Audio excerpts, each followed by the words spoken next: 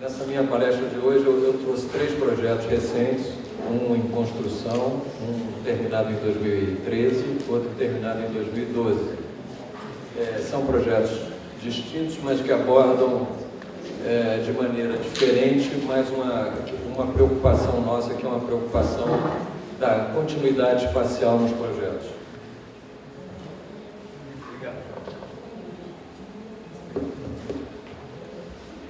E essa preocupação, ela é hoje muito importante na arquitetura contemporânea, porque os espaços, os projetos grandes, por muitas vezes eles não apresentam uma questão de legibilidade arquitetônica grande. Eles são projetos que são muito, de certa maneira, difíceis para que o usuário, principalmente quando é um usuário de um espaço feito para grande público, que ele consiga não só se localizar, mas também que ele consiga entender o espaço, entender a intenção arquitetônica. E é muito importante para nós que ele entenda essa questão da arquitetura, do valor que a arquitetura agrega aos projetos. É uma questão muito importante para nós e para o nosso escritório. Então nós vamos mostrar 3 projetos, são 3 projetos bem distintos, mas que a preocupação da continuidade espacial ela fica muito bem demonstrada nas nossas soluções. Então nós vamos começar aqui com um projeto no Rio de Janeiro, inaugurado em 2012. Esse projeto se chama Village Mall, é um projeto de um shopping center na região da Barra da Tijuca. A região da Barra da Tijuca é uma região que apresenta uma legislação de uso do solo bastante peculiar, com um máximo de 30% de ocupação, que faz com que os projetos eles sejam sempre soltos e tendam os projetos maiores a uma certa monumentalidade. Esse é um projeto de um shopping para um público de maior renda, e onde nós procuramos, apesar da dificuldade de acessos distintos,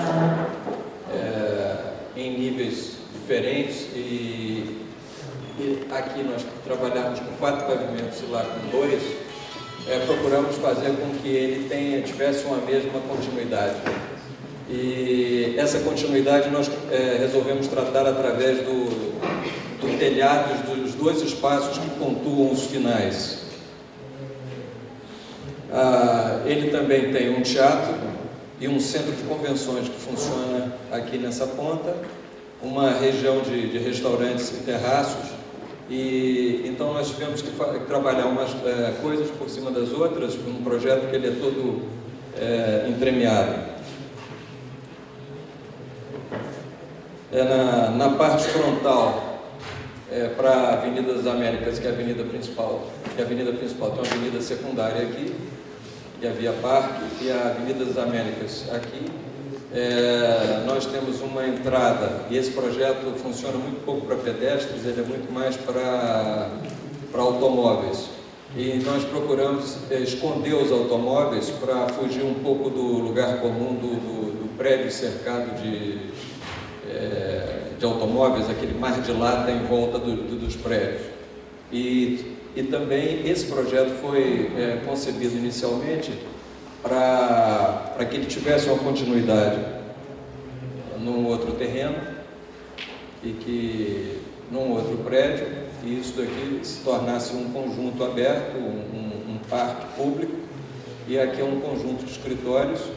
E ao mesmo tempo, aqui nesse projeto, nós também temos nessa região aqui o projeto de um hotel que sai aqui por cima. Então é um projeto extremamente complexo do ponto de vista de resolução, e também nós resolvemos tratar o teto como se fosse uma fachada, encaixando todos os equipamentos de ar-condicionado e ventilação, etc.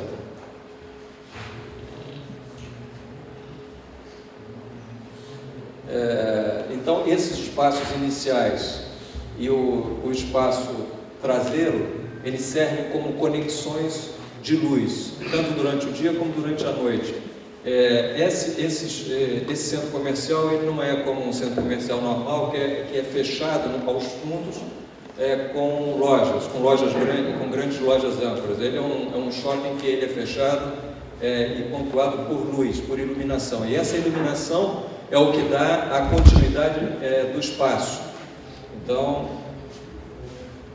ele tem um primeiro piso que tem essa formatação. A gente procura trabalhar com diferenças de larguras e diferenças também de altura. E aqui nós temos as conexões com o outro projeto que vai sair do outro lado. O segundo piso, o terceiro, onde há uma situação de cinemas aqui, e aqui alguns restaurantes, e esses restaurantes têm terraços para fora, e aqui há um centro de convenções que funciona no segundo piso, e é aqui onde nós também fazemos um uso como terraço do teto do segundo piso. Então, aqui alguns elementos já ficam claros. A gente faz a conexão do prédio espacialmente, tanto pelos espaços abertos como pelo espaço de teto. Lateralmente aqui, aqui é a fachada oeste. Então, nós fazemos um grande tubo, uma grande tubulação para conter o ar quente aqui em cima. E, ao mesmo tempo, esse vidro aqui ele é todo protegido com microbrises pelo lado de fora, de modo que toda a insolação ela bata nessa parede e reflita para dentro. Então, esse aqui é um grande painel refletor de luz aqui.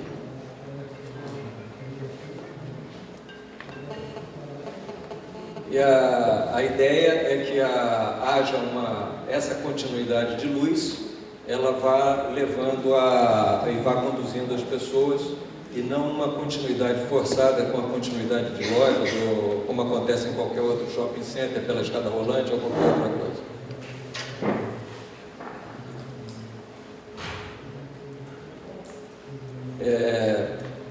Em alguns pontos, nós temos uns pontos, temos o que a gente chama de bolsas de luz, onde essa luz ela é refletida para cima e para baixo pelo piso e pelo teto, por esse teto pela parte inferior dessa passarela.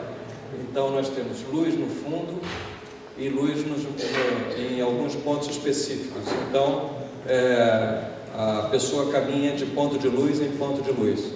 E durante o dia ela caminha pontuada por esses grandes espaços aqui. Eu não estou fazendo um descritivo do projeto, é que o meu interesse não é no projeto em si, mas no tema da continuidade espacial.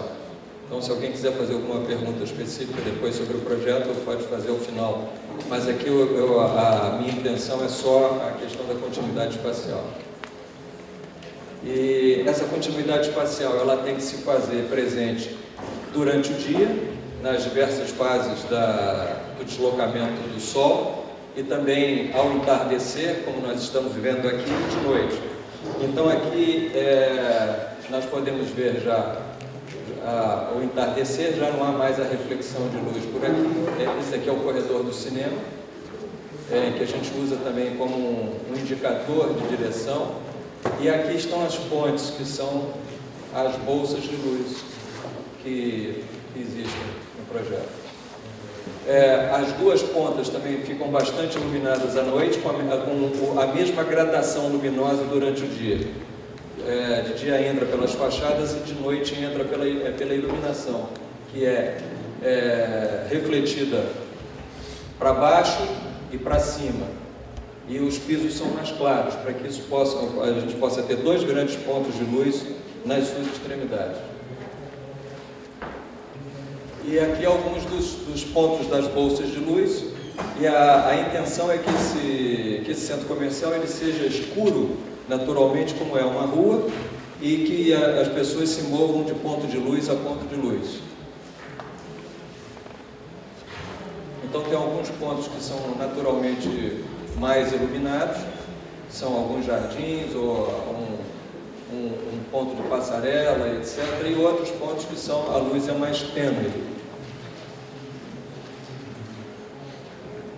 Então aqui a gente vê claramente os pontos de luz, outro ponto de luz, outro ponto de luz, e isso vai dando uma continuidade no projeto inteiro.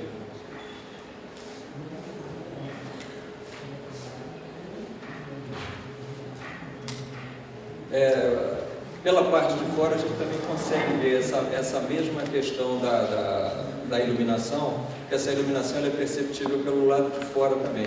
Os grandes pontos de luz traseiros e dianteiros e os pontos de luz intermediários. Então há uma legibilidade interna e externa também.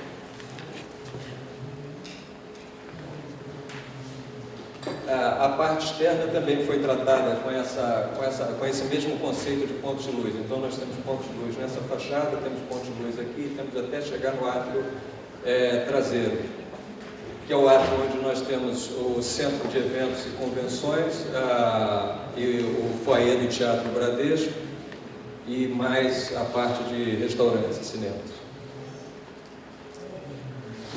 Toda a parte de táxis, automóveis, etc., ela foi deslocada para a lateral, em entradas traseiras, para que isso não obstruísse a fachada frontal do prédio, que fica absolutamente livre.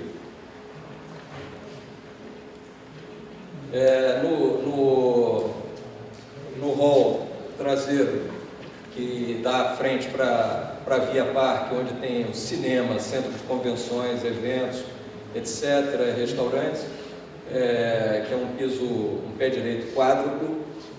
Há uma estrutura feita por um artista, o Arne Queens, que fez uma escultura toda de madeira e com cor, e ela trabalha muito bem fazendo também essa conexão vertical. A gente precisava de alguma coisa que fizesse essa conexão vertical aqui. Aqui a gente consegue ver a estrutura. Aqui está o teatro ao lado. E aqui é a região dos restaurantes. Lá ao fundo está o grande ponto de luz. Depois vem sempre uma conexão de luz, nunca a luz direta, mas sempre a luz dentro de filetes. E aqui a parte da escultura que continua, e a parte de fora. Essa é uma vegetação de restinga, muito tradicional ali da Lagoa de Marapendi. Então nós usamos a mesma vegetação para que, em vez de a gente tivesse um espelho de água contínuo, mas a gente tivesse uma vegetação contínua. E esse espaço ele é um espaço muito utilizado durante o pôr do sol. Tem um pôr do sol muito bonito aí, e também para eventos diversos.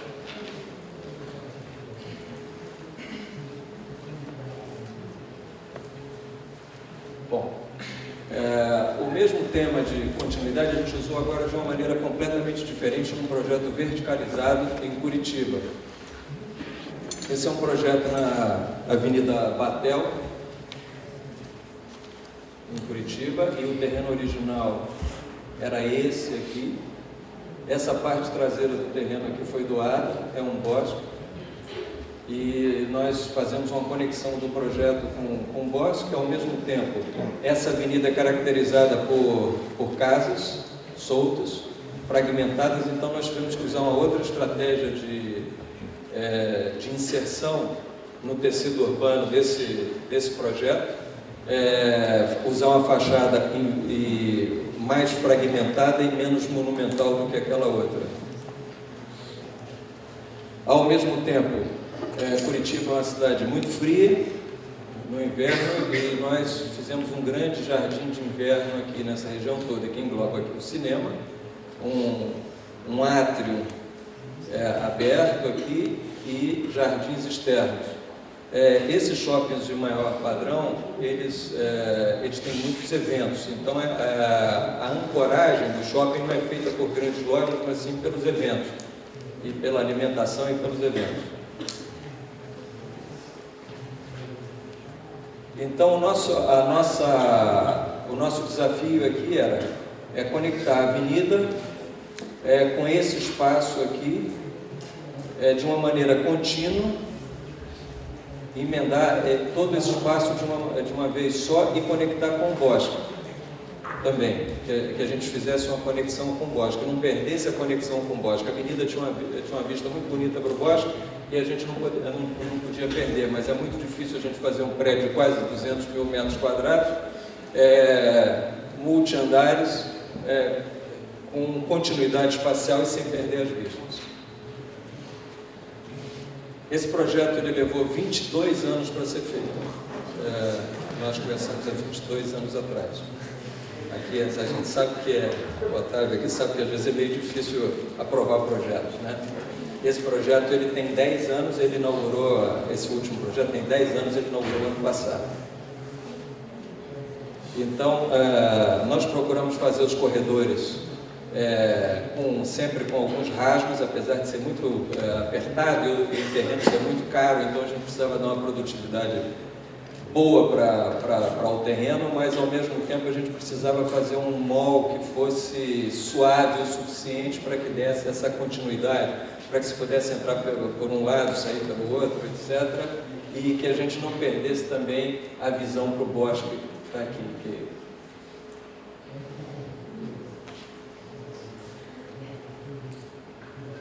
E esse aqui é o último pavimento, então colocar cinemas num projeto desse é sempre uma coisa complicada, porque a inserção é sempre uma inserção difícil, mas a gente tem que colocar de uma maneira que não perdesse a continuidade.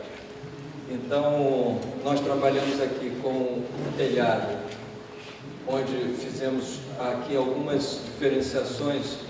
Isso aí não é a cor só do vidro, mas também os índices de reflexão e os índices de absorção solar. Então tem alguns trechos quase opacos, tem outros trechos semi-transparentes e tem uns trechos transparentes. Em volta nós trabalhamos com jardins que se conectam a essa área interior. No inverno isso daqui deve ser uma área assim, extremamente utilizada. À noite, mesmo no verão, isso daqui já é bem fresco, essa região aqui. Procuramos tratar a fachada superior também como uma fachada, o telhado, e uma pena que o pessoal do cinema não tivesse tido a mesma consideração conosco que nós tivemos com eles, mas eu ainda vou doar uma tinta aqui para ele pintar da mesma cor da telha aqui, poder encaixar todo esse material dele. Aqui mais uma visão do pátio interior. Então aqui uma vista de como nós tratamos a fachada de forma fragmentada, para que houvesse uma continuação da avenida. Então nós fragmentamos aqui, outra vez aqui, depois um recuo para quando ele for olhado da avenida, ele não ser visto de forma contínua, ele ser visto de forma fragmentada. Então, onde tem a loja da Louis Vuitton, da Prada e da Burberry, eles são tratados como espaços e como uma continuidade diferente, que é uma abordagem completamente diferente da que a gente adotou no Village Mall, que tem uma unidade arquitetônica única. E nós também, para que o público não ficasse muito longe, não perdesse a característica peatonal, nós fizemos 2 níveis de calçada. Tem uma calçada por cima e tem uma que passa bem perto da fachada. Então, a gente nunca tira a característica da avenida, que é todo mundo andando bem perto, próximo da fachada. Isso aí é uma maneira de diminuir a monumentalidade do prédio. Colocar a pessoa perto do prédio tira um pouco da monumentalidade do prédio. É a estratégia oposta que nós adotamos no projeto anterior. E, bom, aí a gente já começa a ver a questão da geometria, que a gente começa a usar a geometria de uma maneira mais dinâmica, para que possa fazer a conexão vertical. E usando os pequenos rasgos para que a gente possa conectar todos os pavimentos, aqui 1, 2, 3, e o quarto aqui em cima, que é da alimentação, e também usando os vazios de maneira não coincidente, para que a gente pudesse ter uma dinâmica, um piso pudesse ficar vendo o outro de uma maneira sempre, de uma perspectiva sempre nova. Então, nós procuramos evitar a monotonia, mas ao mesmo tempo promover a união entre os andares. E nós procuramos também fazer com que as passarelas e vazios eles não tivessem uma conformação geométrica semelhante, para que a gente pudesse ter sempre angulações diferentes. E aqui a gente nota bem isso. Aqui. A gente consegue ver todos os pisos. Se a gente tivesse todos ou em sequência ou uns sobre os outros, a gente não teria essa visão contínua, do espaço contínuo. Nós tratamos também a parte da ambientação dos lounges de uma maneira mais configurada, diferente do outro, porque essa daqui a abordagem espacial é completamente diferente. A gente vai de esquina em esquina, esquina em esquina, e o outro a gente vai de bolsa de luz em bolsa de luz em bolsa de luz. Então tem uma configuração de móveis um pouco mais linear, né, dos lounges. Apenas a gente deixa mais liberado quando a gente vai chegando perto do bosque. Vamos chegando perto do bosque, então a gente deixa a visão mais liberada, e sempre com umas varandas, restaurantes em todas as varandas, com o uso destas, né, para áreas externas. E a gente estimulou também os lojistas a que fizessem microjardins. É a mesma coisa que aconteceu no Village Mall, porque como a gente não está fazendo a descrição do projeto, só a descrição do espaço, mas no Village Mall todas as lojas grandes têm microespaços internos abertos, como tem a livraria da Vila aqui.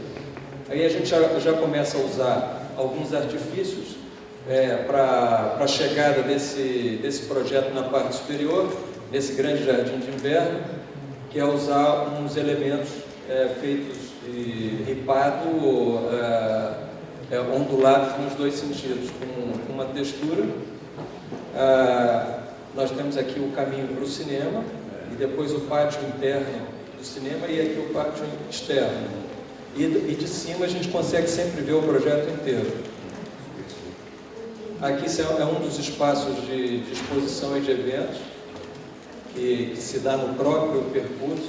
Esse último percurso ele é um espaço de eventos. Aqui um jardim interno, e ele vai ficar mais aconchegante à medida que essas árvores aí crescerem. Isso aqui é uma batalha nossa com o paisagista, a gente cria umas árvores maiores, aparecer essas mudinhas aí. Mas o mesmo sistema que nós usamos no outro projeto das bolsas de luz, a gente usa aqui de pontos de luz na área externa, né? Curitiba é uma cidade fria, então nós fizemos pontos de lareiras. Então temos os fire pits aqui, que isso tem funcionado muito bem. Isso aqui está sempre aceso, sempre quente, pode sentar aqui à borda ou aqui em volta, e sempre são os espaços muito bons. E nós também ocultamos todas as escadas de incêndio que chegam em cima. É impossível que a gente veja as escadas de incêndio, porque elas estão sempre assim por trás do jardim, né? O jardim levanta e a escada fica sempre por trás. E aí uma visão da praça de comida. Bom, os restaurantes eles são distribuídos pelo projeto inteiro, para também proporcionar uma distribuição melhor de público, mas sempre tem a questão da praça de comida rápida, só que nós fizemos essa praça de comida rápida com ambientes distintos, diferentes, com móveis diferentes, com formações, configurações diferentes, para que não levasse a monotonia. E como esse centro comercial é um centro comercial para eventos, nós também pensamos em fazer eventos separados. Isso aqui, cada ilha dessa pode ser separada para fazer um evento distinto. E essa continuidade espacial, ela pode ser vista aqui ao final da praça. Há um mezanino. Esse mezanino ele dá frente para o bosque. Toda essa região aqui dá frente para o bosque. Então esse mezanino ele também proporciona espaços que são espaços um pouco diferenciados de alimentação, mas um pouco mais softs, né, um pouco mais leves, e aqui também espaços mais privativos que ficam aqui embaixo do mezanino. Bom, agora nós vamos ver um terceiro projeto que está em construção e é um projeto que tem tido muita repercussão, que é o estádio do Corinthians para a Copa do Mundo. Então vamos ver como é que a gente trata a questão da continuidade espacial. A gente já viu num tipo de centro comercial, em outro tipo de centro comercial, agora a gente vai ver no estádio. Uma característica dos estádios modernos, é que a gente pode ver no estádio Wembley, do Norman Foster, é que a necessidade de área ancilar, de áreas conexas, ela foi crescendo com o tempo. Aqui vocês podem ver o estádio de Wembley em vermelho, o estádio original, e aqui o estádio atual. E essas aqui são as áreas ancilares, o que faz com que essas áreas elas englobem bastante aquela visão do estádio solto que nós ainda temos um pouco. Essas áreas aqui hoje é que provocam, que dão a sustentabilidade do estádio. Então, hoje um estádio ele não pode ser projetado para ser usado 30 a 35 vezes por ano. Ele tem que ser projetado para ser usado todos os dias do ano como um centro de eventos, como um centro tal como esse que a gente está aqui. Então o estádio do Corinthians ele foi feito para isso. Ele não é usado no campo, ele não é multiuso no campo, porque o campo do Corinthians ele não vai ser usado só para futebol. Mas o estádio ele é um misto de estádio e centro de convenções, o que deixa o estádio fica com uma característica bastante interessante, porque ele é futebol por dentro e centro de convenções por fora. Esse é um mapa de São Paulo, para quem não conhece, aqui é a zona sul de São Paulo, o centro, aqui é a posição onde hoje o Corinthians joga, que é o Pacaembu, aqui é onde ele tem a sede, que é o Parque São Jorge, e aqui é onde é a zona leste, onde o Corinthians tinha um centro de treinamento em Itaquera. Esse aqui era o terreno do centro de treinamento, esse terreno aqui. Aqui a estação de metrô, trem, aqui um shopping center, aqui a parte operacional do metrô, e esses terrenos ao lado se denominam Polo Institucional de Itaquera, é um fórum, um centro de convenções que vão ser feitos. A 800 metros daqui para o lado de cá, para o lado de baixo, tem uma outra estação de metrô, Arthur Alvim. Então esse estádio ele é muito bem servido de transporte coletivo. Esse terreno tem 45 metros de desnível, então a grande dificuldade era como é que se faz um platô e se encaixa um estádio num terreno de 45 metros de desnível com um oleoduto da Petrobras atravessando e um rio atravessando. Então era uma situação meio complicada, meio complexa. Então nós verificamos que nós tínhamos uma oportunidade de usar esse trecho aqui para colocar o prédio principal e usar a topografia para apoiar o estádio numa outra posição, e tinha uma situação um pouco diferente que só acontece ao Corinthians. O Corinthians tem um número de sorte, que é o número 7. E então ele ganhou o campeonato lá de volta em 77, o São Jorge, que é o padroeiro do Corinthians, o Corinthians se localiza na rua São Jorge, número 777, e nós tínhamos que colocar o campo para quando o jogador pisasse no nível 777 ao nível do mar também. Ainda tinha essa condição. Então, com todos esses problemas, a gente ainda tinha que botar, quando o jogador pisa no campo, ele tem que estar no nível 777. Então isso foi um pouquinho complicado. Então nós fizemos um estádio de matriz quadrada, retangular, né? Onde o espectador pudesse ficar bem próximo do estádio. Concentramos na parte da sombra, que é essa parte oeste aqui, ela fica nessa posição aqui no terreno, nessa posição. Toda a parte a parte VIP, a parte de camarotes, etc., toda a parte mais cara desse lado. E tivemos um critério que era usar o mesmo padrão de acabamento para o estádio inteiro. A única coisa que a gente varia é a quantidade de serviços que a gente agrega. no estádio. Ao mesmo tempo, é um estádio um pouco difícil de fazer, porque era um estádio que precisava ter uma parte bem grande aqui, uma outra parte medianamente grande aqui, duas partes pequenas ao fundo. A gente tinha que privilegiar as melhores vistas, programado aqui e aqui. Ao mesmo tempo, ter um estacionamento que a gente diminuiu ao máximo e afastou o mais que pôde para criar uma grande esplanada em volta. E aqui nós tínhamos um trecho de terreno muito alto, em que a solução para planificar e colocar e fazer esse estacionamento foi tirar essa terra daqui e colocar aqui em volta. O que foi a grande solução do projeto, porque a gente entra no projeto hoje pelo meio. Então,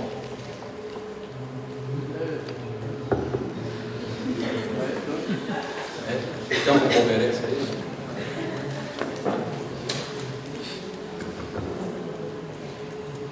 Então aqui o acesso se faz pelo meio do estádio e se chega numa grande plataforma onde já se vê o estádio inteiro. E fica esse é o setor que a gente denomina setor oeste, né? Que fica o setor da sombra, que é o setor leste, que pega o sol frontal. E essa arquibancada leste, ela fica de frente para a radial. Então a gente tinha alguns problemas, era como colocar isso aqui de frente para a rua, para que isso fosse visto, como é que o estádio fosse visto, e também a questão de como unir essas coisas. Então o primeiro problema de continuidade espacial, a gente já vê aqui. Aqui dentro, onde todos esses níveis eles são interligados e a interligação que o telhado faz. O telhado é um elemento muito importante, conector das duas partes. Então teria que ser um telhado delgado o suficiente para ficar apoiado em cima de dois blocos e depois ele teria que ser um telhado que pudesse, ele tem umas treliças muito altas, mas a nossa intenção é que essas treliças não aparecessem. Então esse telhado ele tem um perfil aerodinâmico de asa que ele tem 14 metros no meio, depois ele chega a 3 metros na borda, e o que a gente percebe são os 3 metros de borda. Então esse aqui que é o setor principal, aqui está o nível 777, é esse aqui o famoso nível. Esse é o nível campo e serviços, aí tem 2 níveis de estacionamento, e essa área daqui é uma área para cadeiras cativas, né, cadeiras VIP. Então tem 2 áreas, essa daqui para cima, e essa daqui para baixo. Então essa área aqui dá para essas cadeiras que estão aqui, e essa área daqui atende essas cadeiras, e os camarotes que estão nessa posição. E os camarotes são de 2 tipos, camarotes de um andar e camarotes duplex. São os camarotes com mezanino aqui.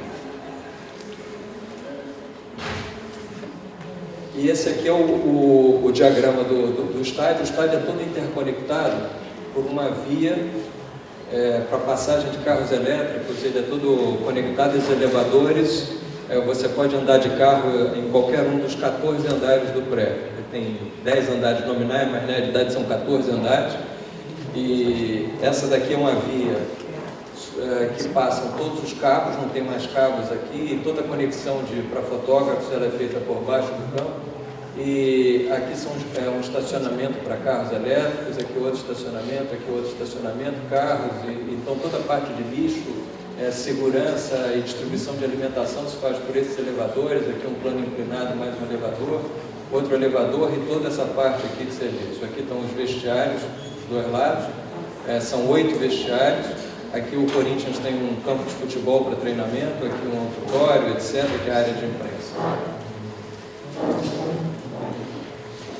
E essa é uma visão noturna, em que a gente consegue ver bem como é que aqui o telhado ele serve de conector, e como nós só conseguimos ver a borda lateral de 3 metros, porque nós fizemos 2 curvas em paralelo, e essas curvas elas são impossíveis de serem vistas ao mesmo tempo, só quando a estrutura está exposta.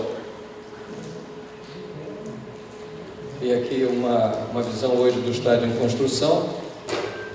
Isso aqui são são as arquibancadas provisórias para a Copa do Mundo, que saem depois da Copa, dos dois lados aqui em cima, aumentando a capacidade do estádio para 68 mil pessoas.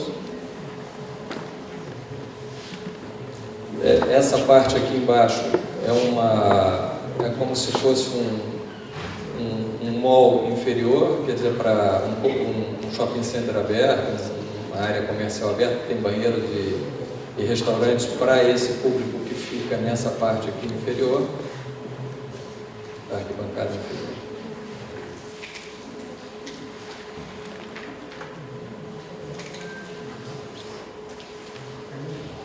Na frente, e em volta tem a esplanada para o público ficar contido. A ideia é que esse estádio as pessoas não vejam só sentados, mas que vejam o jogo em pé. Então ele tem uma série de varandas e pontos diferentes.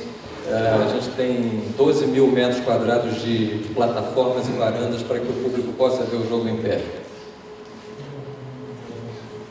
Então aqui a gente pode ver que esse daqui é o nível do campo. O campo e o nível de serviços, ele foi feito quer dizer, não é exatamente um subsolo, ele foi feito no térreo. Né? Então, vou voltar aqui só para fazer uma explicação. Então, o nível que nós estamos vendo lá, esses blocos de fundação são aqueles que vocês estão vendo na fotografia. O nível do terreno era esse aqui. Aí nós resolvemos fazer um gabião, uma parede em gabião aqui, para que refrigerasse, ela dá a volta no estádio, então ela faz um túnel de ar que refrigera. A gente chega a ter aqui embaixo 6 graus abaixo da temperatura exterior, só com essa circulação de ar, filtrando ar através do gabião.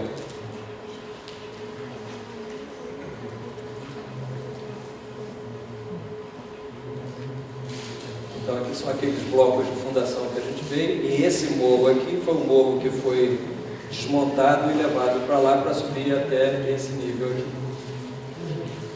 Então, se nós fôssemos fazer o projeto de baixo ou em cima de uma plataforma, esse trecho aqui teria que ficar exposto, esse trecho aqui teria que ficar exposto, todo esse exposto. Então nós fizemos um cálculo para que toda essa área fosse ventilada em volta, diminuísse a temperatura e a gente pudesse ter um mínimo de área exposta e área de vidro só na frente, que funciona como um filtro de luz para fazer toda essa conexão visual que a gente deseja aí no estádio. Então hoje isso aqui já é uma foto do projeto já em construção, né? Ele não está muito diferente disso para a Copa do Mundo, não. Essa construção está planejada para janeiro de 2015, o término dela. Mas essa fachada aqui nós fizemos uma fachada com vidro sempre com 90% de opacidade, 10% de translucidez. E toda essa fachada é sugada em direção a um escudo do Corinthians que tem ali atrás. E sem a fachada, a gente consegue ver como é que a gente consegue essa continuidade espacial através de umas rampas e através da visão interespaços aqui. Então tem sempre também as plataformas, o mesmo sistema que a gente usou naquele shopping center anterior, que vocês viram, o segundo projeto que nós mostramos. Aqui estão as torres de escadas e elevadores, aqui escadas rolantes, espaços centrais, e a gente consegue ter uma visão transfixante do projeto. Esse projeto ele é feito em cima, essa fachada é montada em cima de um balanço. Aqui nós temos a entrada nesse trecho aqui e no outro trecho para as arquibancadas inferiores, e para as arquibancadas superiores o acesso se dá por uma escada ou por elevadores para essa parte. Então aqui é o nível do centro de convenções, pé direito duplo. Aqui também é um nível de salas de exposição. Aqui um outro nível também de salas de exposição.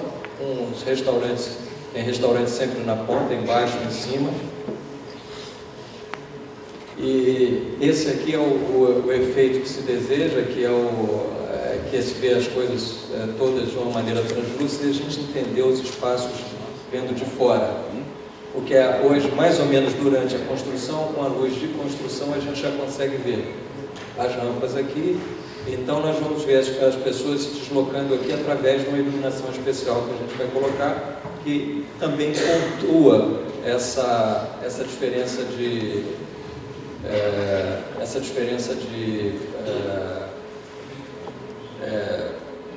locais, e fazendo o mesmo sistema de bolsas de luz nessa fachada. Aí a fachada sendo montada. Essa fachada ela foi toda calculada na Itália, foi feita em Padova,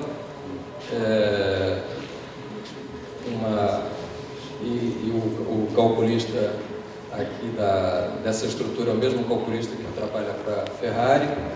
Então nós precisávamos de uma estrutura muito delgada e muito aerodinâmica para que a gente pudesse ter essa simulação de espacialidade. Aqui os vidros eles são assim 90% de opacidade, 10% de translucidez, e todos eles têm uma curvatura diferente, não tem uma peça igual à outra.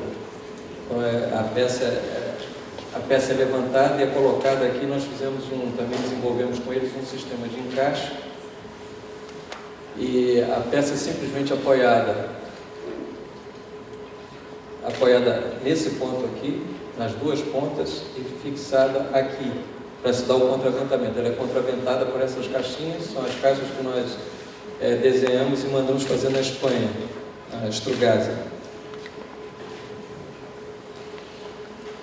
A fachada traseira, aí já é uma tela de televisão, é um telão contínuo, que nós desenhamos em vidro, um brise de vidro, com LEDs. Aqui a gente consegue ver um LED aqui, outro LED.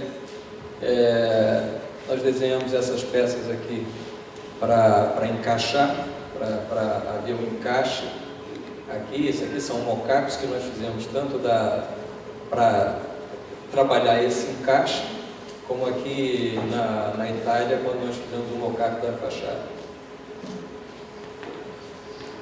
Todo esse projeto foi trabalhado bastante em maquetes e foi todo pensado para que ele tivesse uma visibilidade, ele funcionasse como um grande objeto. E o que integra por dentro é o campo também. Então essa continuidade aqui do público, ela também foi pensada. Trabalhar com cadeiras da mesma cor, claras, que pudessem estar no torcida do Corinthians de uma maneira contínua. Esse campo aqui é um campo, ele foi projetado na Inglaterra, feito por irlandeses, e ele é um campo de grama de inverno. E tem um sistema americano de 2 níveis de refrigeração, tem 43 quilômetros de tubos de refrigeração, então o gramado fica gelado. A gente trabalha com grama de inverno o ano inteiro. A grama de inverno ela é uma grama mais fina, ela é uma grama que não dá torção nas travas dos jogadores, e ela é uma grama mais resistente, ela cresce mais rápido. Em uma semana ela já semeada, ela cresce.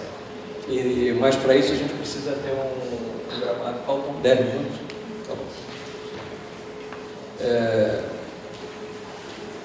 Bom, aqui a gente consegue ver bem a cobertura, como ela só aparece na faixa de 3 metros, e isso acontece lá no local. E esse aqui foi o sistema de montagem da estrutura. Essa foi aquela estrutura que caiu quando foi colocada a última peça, ela escorregou pela fachada.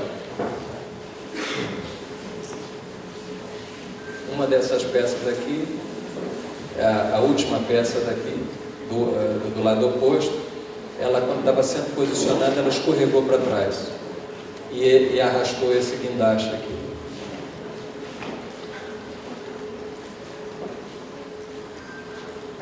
Essa é a configuração de Copa do Mundo,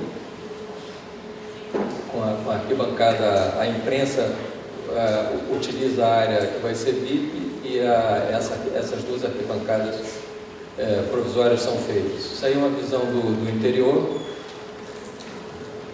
Isso é uma visão que nós temos feito dos corredores. Os corredores são todos em preto e branco, é claro, o estádio é todo preto, branco ou cinza. São as três cores que nós temos para usar. E é muito curioso porque o corintiano ele é muito apegado nessas cores e na obra não pode entrar nenhuma peça de cor verde. Nada, nenhuma peça de roupa pode ser verde e aqueles vidros eles são branquinhos porque o vidro não podia esverdear. Então os vidros são examinados por um examinador de vidro que olha o vidro para ver se vai esverdear ou não. E não é brincadeira, é verdade. Então toda obra nós tratamos com o mesmo padrão de acabamento. Esses vasos são todos vasos e anti-vandalismo, são japoneses, são todos, tudo touchless, a gente não toca em nada. Aqui ainda estão sendo os espelhos, mas todos os espelhos têm televisões, etc. Mas uma característica dessa obra é que ela tem uma grande quantidade de envolvidos. Né? Então a gente conversa com todo mundo.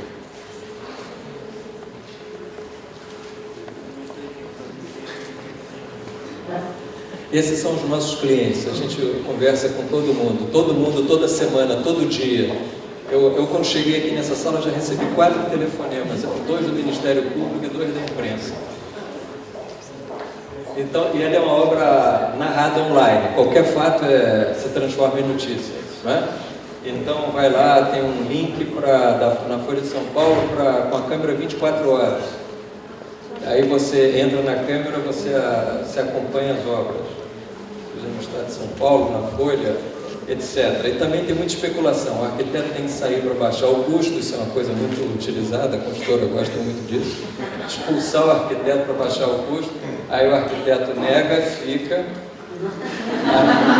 Aí o cliente elogia o arquiteto no jornal, o outro diz que é mais fácil que ele saia do clube do que eu deixo de ser o arquiteto. E por aí vai. Então, duto, aí a torcida todo sábado faz um churrasco na porta. Ele tem 14 mil, mas já teve churrasco de 25 mil pessoas. Então, quando a gente para entrar no estádio, a gente passa por uma massa de corintianos que ficam verificando a obra. Então, teve até o caso de um garotinho de uma comunidade em frente que colocou uma câmerazinha amarrada num papelão e teve milhões de acessos, milhões, ele já tinha até patrocínio da MRV já no primeiro mês. Tem um site que acompanha a obra em tempo real, ela acompanha um dos grandes filmes, é da colocação do mictório, é imperdível como o mictório foi colocado, como é que é o parafuso, a junta. Eles acompanham tudo, cada pedaço de mármore, que quebra, eles me telefonam, então...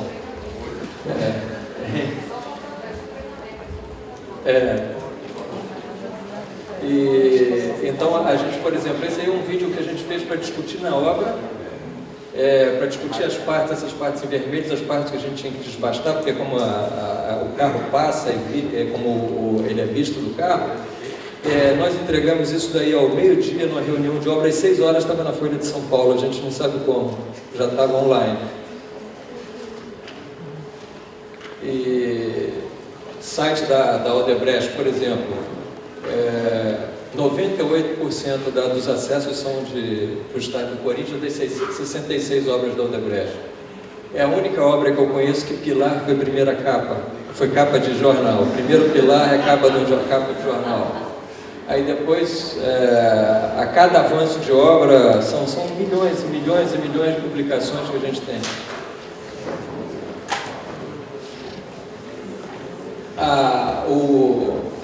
Já tem um episódio dos Simpsons já feito no estádio, e já tem o jogo da FIFA 2014, então o estádio, ao mesmo tempo que a gente tem críticas assim muito boas, a gente também tem um lado ruim, que é qualquer coisa que aconteça, também tem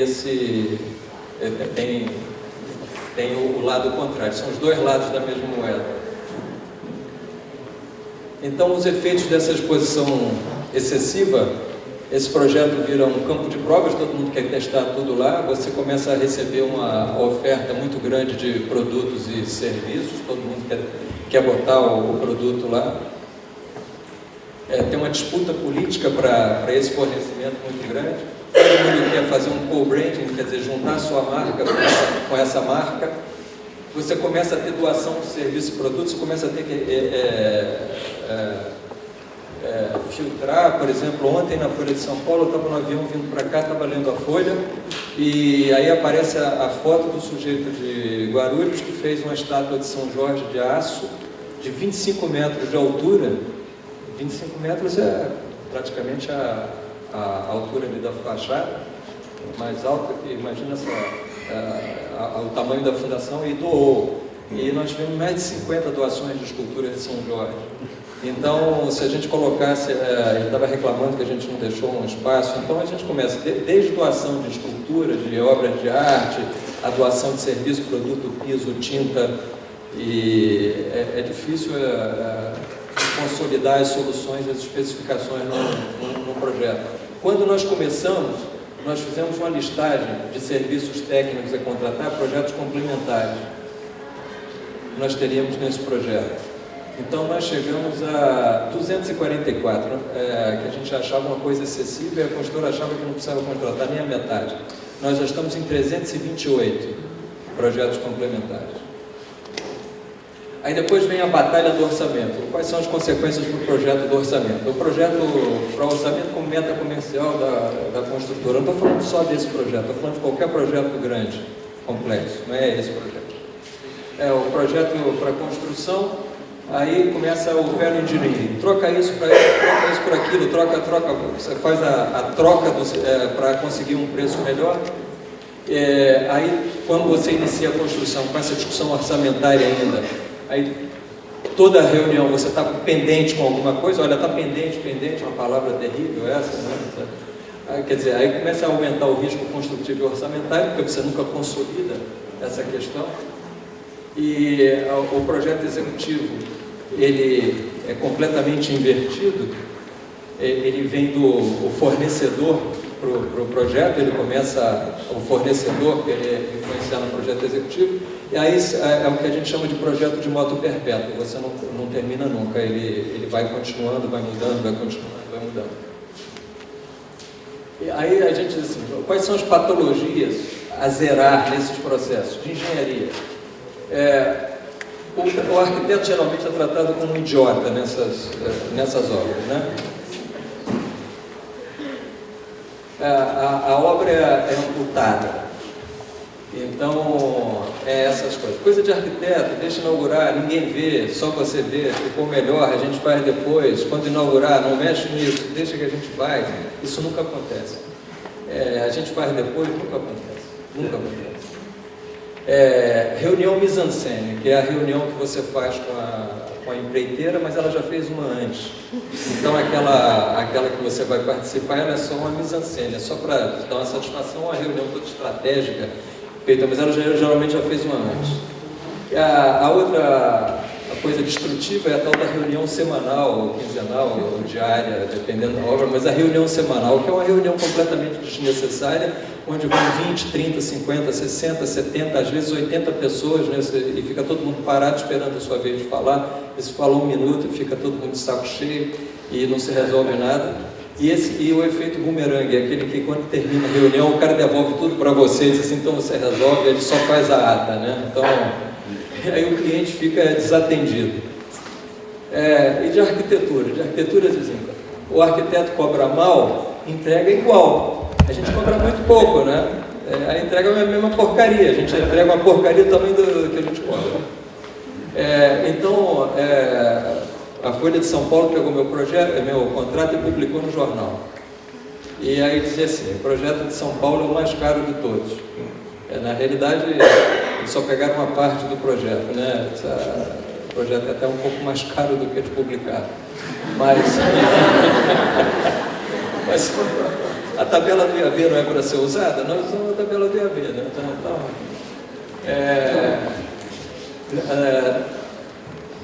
Esgotou o tempo. Vou só terminar aqui. Então, o arquiteto geralmente não conhece o seu próprio métier, por isso que ele cobra mal. E depois ele não performa o escopo. Também o cliente recebe uma porcaria. Ele não recebe o escopo. Ele não sabe nem o que é escopo, né? Ele não conhece as outras disciplinas envolvidas. Então, o arquiteto tem muita dificuldade técnica. Isso daqui está no Otávio Zarro, ele deve saber exatamente o que eu estou falando. O arquiteto não entende, o arquiteto está preocupado só com algumas questões, então as outras ele fica absolutamente desinteressado. Né? Não gosta, não vai ao canteiro de obras. Tá? Despreza a tecnologia e a opinião de terceiros. Então ele é subserviente ao cliente porque ele não pode expor o próprio despreparo. Então ele que deveria ter um papel didático em relação ao cliente, não tem. Então ele vira um arquiteto banco de negócios. É comissão, reserva técnica, privilégio da informação, toma dinheiro daqui e dali, porque ele não cobrou o que ele deveria ter cobrado, aí ele vem e faz esses pequenos roubos, essas pequenas batidas de carteira. Que às vezes não são tão pequenas assim, viu? E aí fica uma publicidade de fornecedores, omissão dos clientes. O fornecedor privilegia o contato comercial e não a informação técnica. A primeira coisa que o cara chega no seu escritório e diz assim: olha, eu queria avisar para você que tem uma reserva técnica nisso. É a primeira coisa que chega, me avisa. Quer dizer, agora não me avisam mais, porque sabem que a gente não recebe, mas geralmente é assim, os que são mais desavisados, ele primeiro faz isso, depois ele dá a informação técnica. E o que fica o cliente fica espoliado por essa atuação do arquiteto. Então a gente tem muito mais coisas a corrigir do que a engenharia tem a corrigir.